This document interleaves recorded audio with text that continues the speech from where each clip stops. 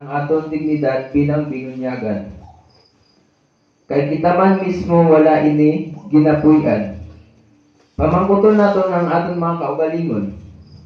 Sa panahon sa piliay, masami mabatian naton ang pagpangguba sa kada partido tungod sa ginahandong nga pwesto kag gahom. Sa nandigan nga piliay, nadula ang respeto tungod sa baklanay sang puto. Tungod sini, nagnubo ang aton moralidad. Mga utod, nantawon naton subong ang sitwasyon sang kinaiyahan. Bilang mga binunyagan, paano naton masiling nga may pag-amlig kita? Kay kita man mismo ang nagapanguna sa pagpangguba sini. Pareho na lang sa paggamit sang single-use plastic, silupin kon mamalingki kag gusto pa naton nga dublihon. Ang malain kay pagkatapos gamiton, ihaboy na lang bisan diin. Ang paggamit sa mga kemikal sa atong kaumahan kag ang paghaboy sang toxic waste sa mga dagat, sapa o kanal, makaguba sang aton ecosystem. Sa sini nga mga binuhatan, apektado ang tanan nga may kinabuhi, ilabi na ang bata nga yara pa sa sulod sang taguangkan. Ang aton simbahan may ara 7 ka sakramento nga ang naghatag sa mga ini amo si Kristo mismo. Una, ang sakramento sang bunyag nga aton mabaton nga importante sa aton ang adlaw nga kita ginbunyagan. Tungod sa adlaw sang aton bunyag, nahitabo ang pinakasagrado nga butang. Sang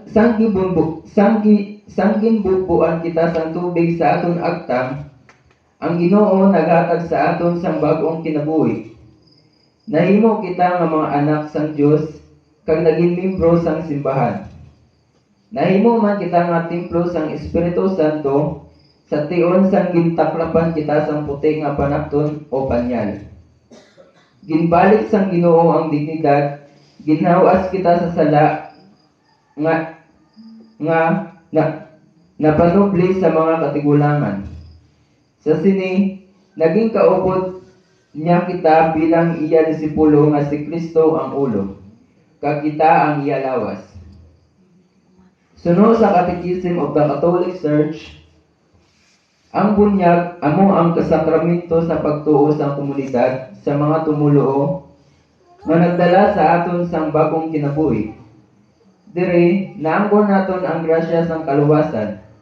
Dira sa bunyag masiling naton nga hindi pahamtong kag perpekto ang aton pagtuo. Pero amo ini ang umpisa sang gitawag nga pundasyon.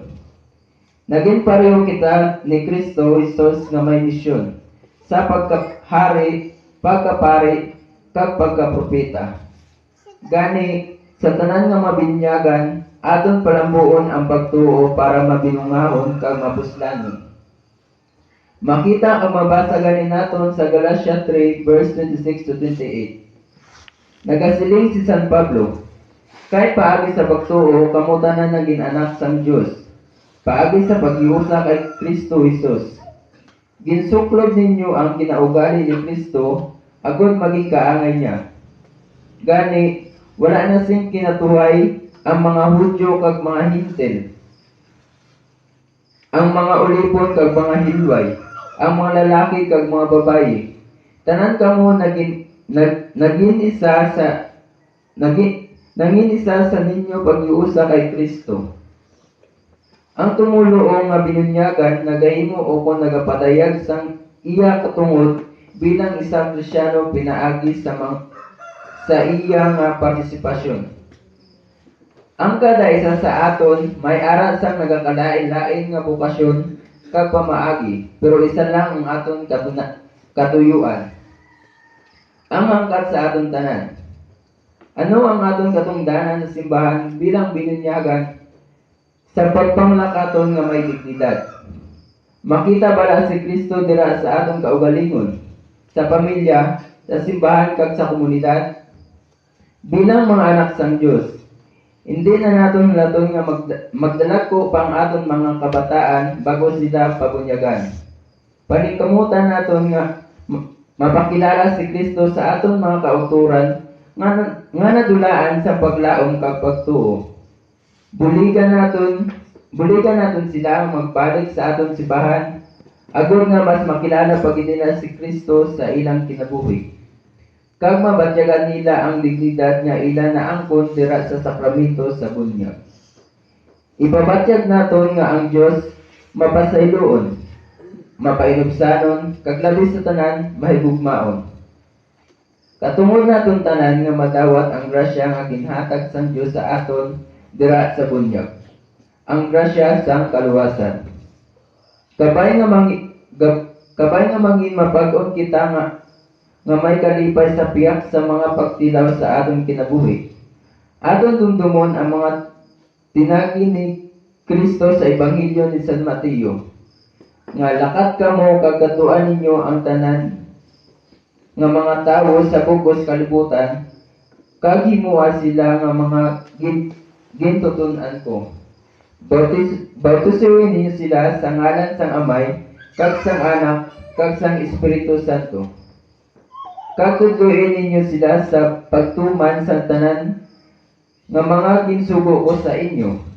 Kagdumdumagin ninyo ini.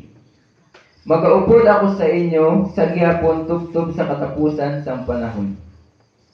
Madamo gid nga salamat sa inyo nga panahon sa pagpamati. Sa liwat, mayong aga sa inyo tanan. God bless us all.